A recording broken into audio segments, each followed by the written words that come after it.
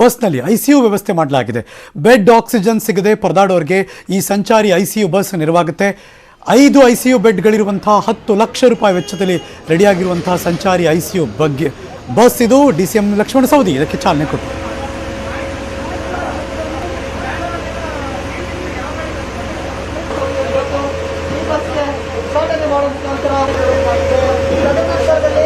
ರಾಜ್ಯದಲ್ಲಿ ಎಮರ್ಜೆನ್ಸಿ ಮತ್ತೆ ICU bed ಕೊರತೆ ಇರೋದ್ರಿಂದ, ಅದರಲ್ಲೂ ಪ್ರಮುಖವಾಗಿ ಆಕ್ಸಿಜನ್ ಬೆಡ್ಗಳ ಕೊರತೆ ಇರೋದ್ರಿಂದ ಅದನ್ನ ನೀಗಿಸೋ ಸಲುವಾಗಿ ಮತ್ತೆ ಯಾರು ತುರ್ತು ರೋಗಿಗಳಿಗೆ ಬೇಕಾಗುತ್ತೆ ಅಂತವರಿಗೆ ಒಂದು ಅನುಕೂಲ ಆಗೋದಕ್ಕೆ ಸಲುವಾಗಿ KSRTC ಇಂದ ಒಂದು ಆಕ್ಸಿಜನ್ ಬಸ್ ಅನ್ನ ಮತ್ತೆ ಐಸಿಯು ಬಸ್ ಅನ್ನ ಈಗ ಒಂದು ಸಿದ್ಧತೆಯನ್ನ ಮಾಡಿರುವಂತದ್ದು. ಈಗ KSRTC ಅಲ್ಲೇ ಒಂದು ಐಷಾರಾಮಿ ಬಸ್ ಅನ್ನ ಒಂದು ಆಂಬ್ಯುಲೆನ್ಸ್ ರೀತಿಯಲ್ಲಿ ಒಂದು ಬಸ್ ಅನ್ನ ರೆಡಿ ಮಾಡಿದ್ದಾರೆ. ಆ ಒಂದು ಬಸ್ ನಲ್ಲಿ ಈಗಾಗಲೇ ಸಾಕಷ್ಟು ಸೌಲಭ್ಯಗಳನ್ನ ಕಲ್ಪಿಸಿರುವಂತದ್ದು. ಅದು 5 ಹಾಸಿಗೆಯುಳ್ಳ ಆಂಬ್ಯುಲೆನ್ಸ್ ಬಸ್ ಆಗಿದ್ದು, ಪ್ರತಿಯೊಂದು ಬೆಡ್ಗೂ ಸಹ ಆಕ್ಸಿಜನ್ ವ್ಯವಸ್ಥೆಯನ್ನ ಕಲ್ಪಿಸಿದ್ದಾರೆ.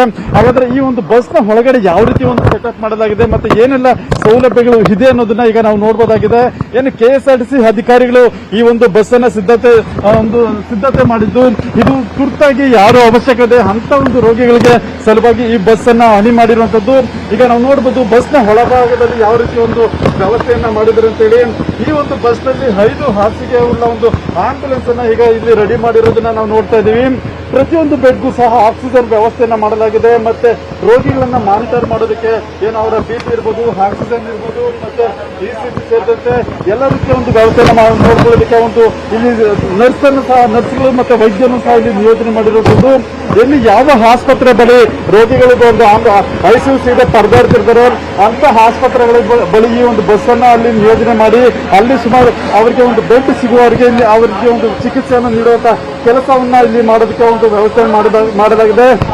ಹಾಗೂ ವೆಂಟಿಲೇಟರ್ ವ್ಯವಸ್ಥೆಯನ್ನು ಸಹ ಇಲ್ಲಿ ಮಾಡಿದ್ದು, ತುರ್ತು ಔಷಧಿ ವ್ಯವಸ್ಥೆ ಹಾಗೂ ಜನರೇಟರ್ ಸಹ ಇಲ್ಲಿ ಒಂದು ಬಸ್ ನಲ್ಲಿ ಒಂದು ಸಿದ್ಧತೆಯನ್ನು ಮಾಡಿಕೊಂಡಿರುವಂತದ್ದು.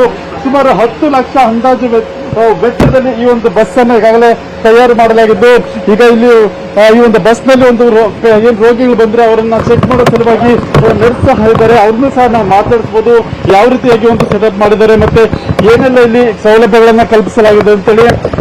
ಮೇಡಮ್, ಈಗ ಈ ಒಂದು ಐಸಿಯು ಬಸ್ ನಲ್ಲಿ ಯಾವ ರೀತಿಯಾದ ಒಂದು ವ್ಯವಸ್ಥೆಯನ್ನು ಮಾಡಲಾಗಿದೆ, ಏನೆಲ್ಲ ಫೆಸಿಲಿಟಿ ಸಿಗುತ್ತೆ ಮೇಡಮ್ ಇಲ್ಲಿ? ಸರ್, ಆಕ್ಸಿಜನ್ ಇದೆ, ECG, BP, ಟೆಂಪರೇಚರ್, ಸ್ಯಾಚುರೇಷನ್ ಮಾನಿಟರೈಸ್ ಇರುತ್ತೆ. ಅವರು ಮನೆಯಲ್ಲಿದ್ದಾಗಿನಿಂದ ಹಿಡಿದು ಅವ್ರಿಗೇನಾದ್ರು ಆಕ್ಸಿಜನ್ ಪ್ರಾಬ್ಲಮ್ ಆದರೆ ಹಾಸ್ಪಿಟಲ್ ತಲುಪೋವರೆಗೂ ಇಲ್ಲೇ ಅವರನ್ನ ಮೇಂಟೈನ್ ಮಾಡ್ಬೋದು.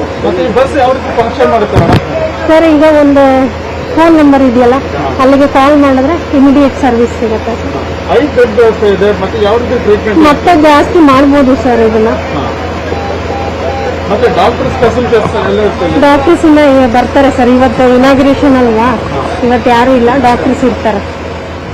ಇದು ಇಲ್ಲಿ ಇರುವಂತ ನರ್ಸ್ ಹೇಳ್ತಿರುವಂತದ್ದು. ಸುಮಾರು 10 ಲಕ್ಷ ವೆಚ್ಚದಲ್ಲಿ ಈ ಒಂದು ಆಂಬ್ಯುಲೆನ್ಸ್ ಬಸ್ ಅನ್ನ ಸಿದ್ಧತೆ ಮಾಡಿರೋದು. ಮತ್ತೆ ಈಗಾಗಲೇ ವೈದ್ಯರನ್ನು ಸಹ ಇಲ್ಲಿ ನಿಯೋಜನೆ ಮಾಡಲಾಗಿದೆ. ಅವರು ಇದನ್ನ ಸಂಪೂರ್ಣವಾಗಿ ಇಲ್ಲಿ ಮಾನಿಟರ್ ಮಾಡ್ತಿರ್ತಾರೆ. ಮತ್ತೆ ಇಲ್ಲಿ ಬರುವಂತಹ ಪ್ರತಿ ರೋಗಿಗೂ ಸಹ ಒಂದು ಸೂಕ್ತ ಚಿಕಿತ್ಸೆಯನ್ನ ಏನು ಅವರಿಗೆ ಎಮರ್ಜೆನ್ಸಿ ಆಗಿ ಕೊಡುವಂಥದ್ದು. ಆನಂತರ ಅವರಿಗೆ ಯಾವುದಾದ್ರೂ ಒಂದು ಆಸ್ಪತ್ರೆಯಲ್ಲಿ ಬೆಡ್ ವ್ಯವಸ್ಥೆ ಆದ ಬಳಿಕ ಅವರನ್ನ ಆ ಒಂದು ಆಸ್ಪತ್ರೆಗೆ ಶಿಫ್ಟ್ ಮಾಡೋದಕ್ಕೂ ಸಹ ಇಲ್ಲಿ ಒಂದು ವ್ಯವಸ್ಥೆಯನ್ನು ಕಲ್ಪಿಸಿರುವಂತದ್ದು.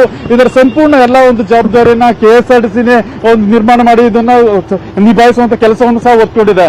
ಕ್ಯಾಮರಾ ಪರ್ಸನ್ ಶ್ರೀನಿವಾಸ್ ಜೊತೆ ಮುನಿರಾಜು, ನ್ಯೂಸ್ 18 ಕನ್ನಡ, ಬೆಂಗಳೂರು.